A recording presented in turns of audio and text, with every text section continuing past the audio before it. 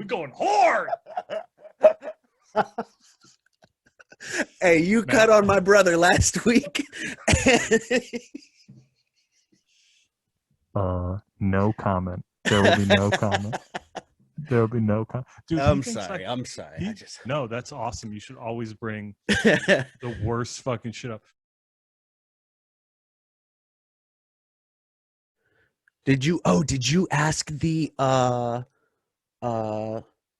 Filipino bagel lady if she serves piss dinner? No. I haven't been.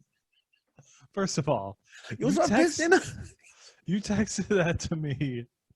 You texted that to me like yesterday. Oh, did I? And I only go there on Saturdays. Let me finish announcements here. I'm going to do open mics on the 12th of May at the Laugh-In Comedy Cafe. That's just, it's amateur comedians, but that's the 12th at around 7. I want everybody to check out my new website, eastcoastcalifornia.com. And all of the Dead Mothers Club socials were on Instagram, YouTube, and Twitter. Search the Dead Mothers Club podcast. You got anything, Doug? Yeah, my band. I got two music projects going. My band, Easy Sleeper. Check us out. We're on all the social stuff. And then I actually just started.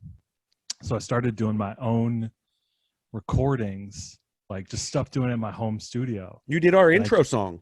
Yeah, I wrote that shit, and I'm actually really proud of that one. But I just uploaded my first solo song to Spotify, which is not really a huge deal, but I'm pretty proud of it. I think it's pretty cool to get into that, to say I have something on Spotify. Like, I worked on it for a long time.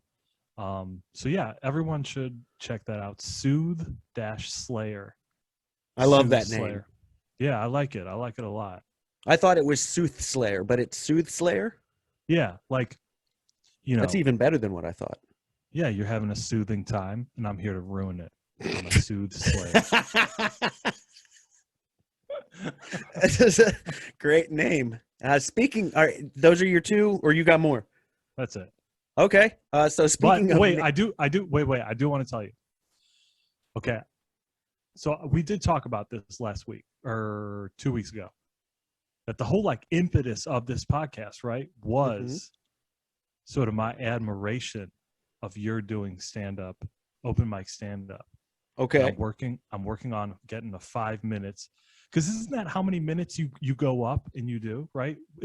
That's how much time they give you, right? Yeah, normally at open mics, yeah, you get I've had a 4-minute and a 5-minute, but they do want to get through, a good, in the teens number of people every night. So they sometimes, venues will start cutting that down, and they'll put you at, 3 minutes, or the some of the they'll say 60 seconds, but so before you did it the first time, I mean, did you say to yourself, okay, I gotta have a solid 5 minutes? I mean, maybe not solid, maybe you were just thinking, I just need 5 minutes of stuff to go up there and say. How did it work? So I wrote down some notes, and then I just basically made a list. At no point in leading up to it did I ever stand in the mirror or time myself, which a lot of people do. They'll write down, jokes, which eventually you have to filter those down to like one word. When you're on stage, you can think of like one word, and that's what I did is, so like I would write a joke, and then like, what's the, the punchline or the point of the joke? And then, make a list with, just like 10 words on it. And those are your 10, like jokes, but you can stretch each of those out. They're like either a story or a punchline, or you're going to be quiet for a moment to let the joke breathe, so you don't necessarily need more than like 7 or 8 things to talk about, if you're going to, but me, I talk fast. So yeah, I'm worried that I'll get up. I'm worried that when I get up there, that's what I'll be doing, is I'll be talking really fast, or I'll forget something. Also, half of my stuff that I've written already is just very quick. It's like, they're not, I feel like a lot of stand-up comedy is, you got this huge long setup, right, and then you got the payoff, whereas mine is just, maybe a joke would just be like 2 sentences. Yeah, no, I've noticed that in because anybody who doesn't know, you and I we're co-managing the Twitter, so some jokes are yours, some jokes are mine, and I just wanted to tell you, I have loved your tweets, and they are, they're quick, they're like Mitch Hedbergy, where it's like straight to the point, it's like either a comma in there or one period, but yeah, like 10 words, and they're so concise. But yeah, I can see what you're talking about. I try to do one a day on that Twitter. And I understand, doing something on Twitter, you can't, it's not like you can just take that and put that on the stage. But I like to tweet stuff, the dumber the better, just get really stupid.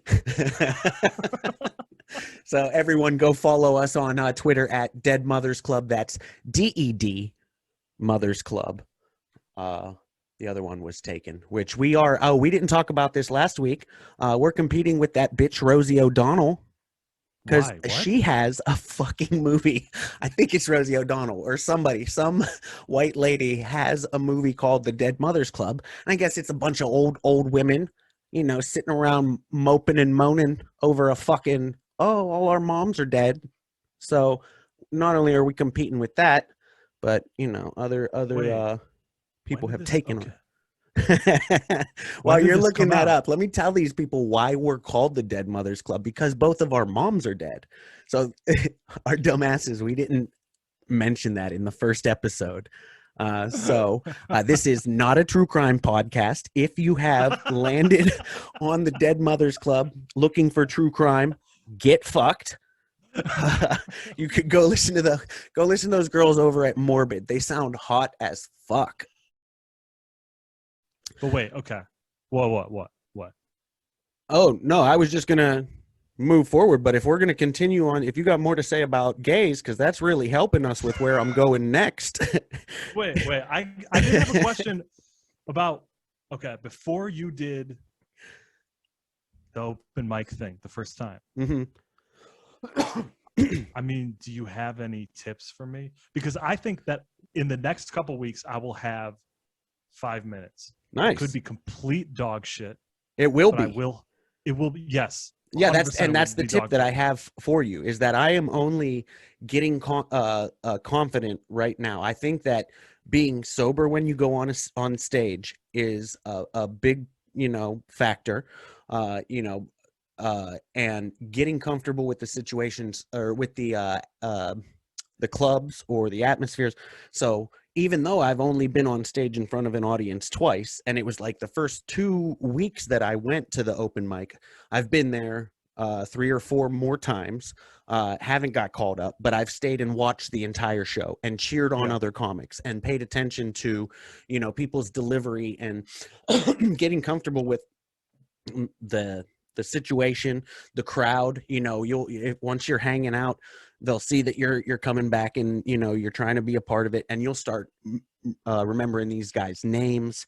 You'll make new friends, and it's not going to be a quick process. It's going to be real uncomfortable, the first however many times you walk through that door, whether you're like the lonely guy in the corner, or what I did was try and go and talk to people who look like they'll be around every week. Like there's this one old guy, he's like 78 years old, and I've talked to him every time I've come in, and just introduce yourself. And after you've been on stage a few times, what I'm looking forward to right now is I'm looking forward to, for the first time, doing crowd work, because that's intimidating. You haven't done that at all? Not yet. No, I've just gone up and told jokes and got off stage.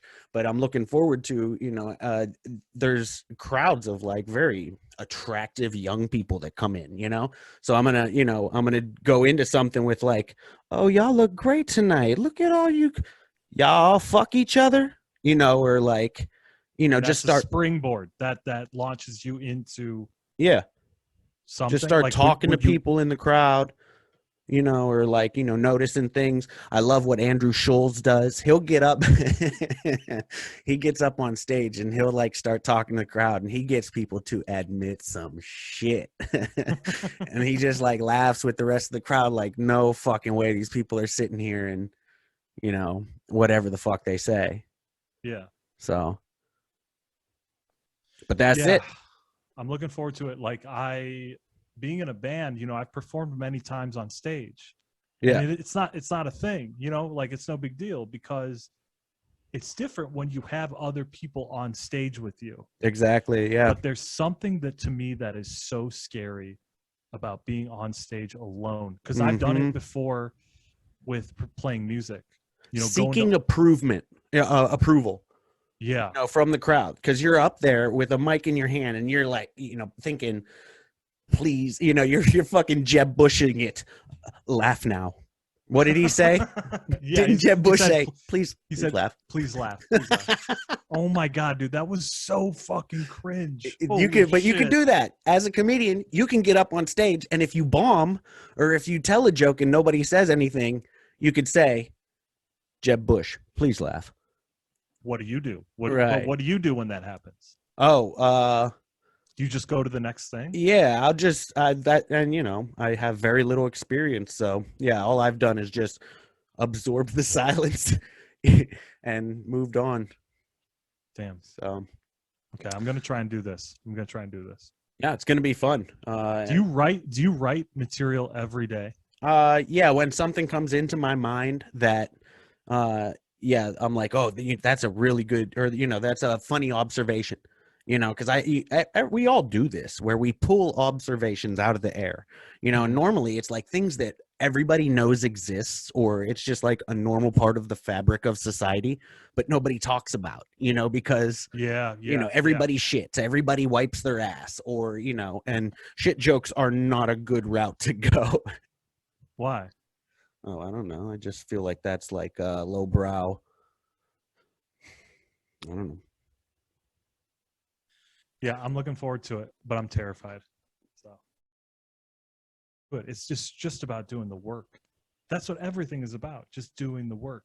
Mm-hmm. And I think it's this like sort of romantic, dumb thing where people are like, oh, you really got to want it. And it's sort of like, that's a way of looking at it like you're watching a movie about it, but that's not what it is, because when you're making music, when you're making anything or working on anything in your life, there's a lot of it that's really boring.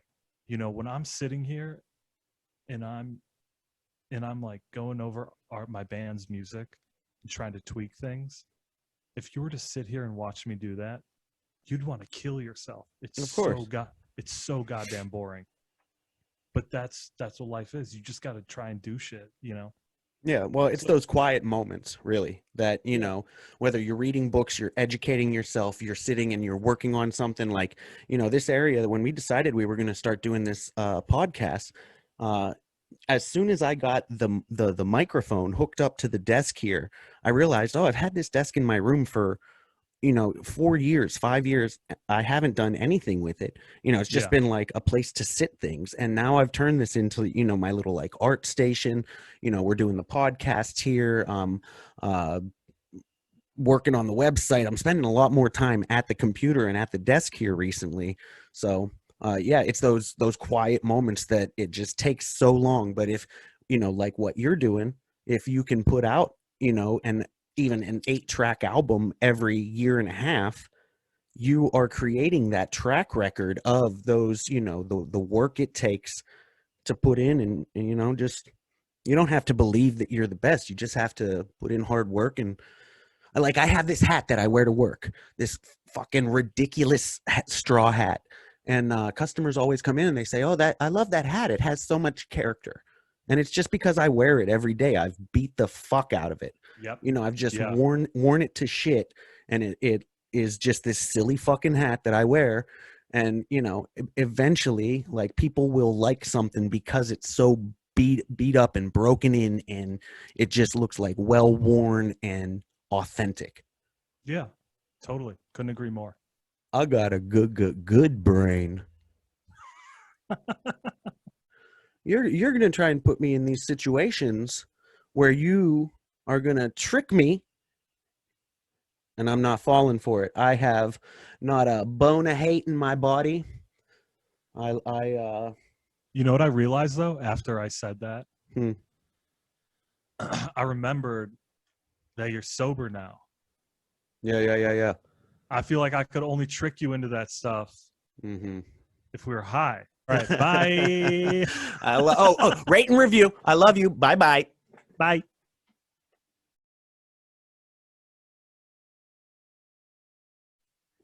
If Caitlyn Jenner wins the governorship of California, I'm going to demand she release her penis.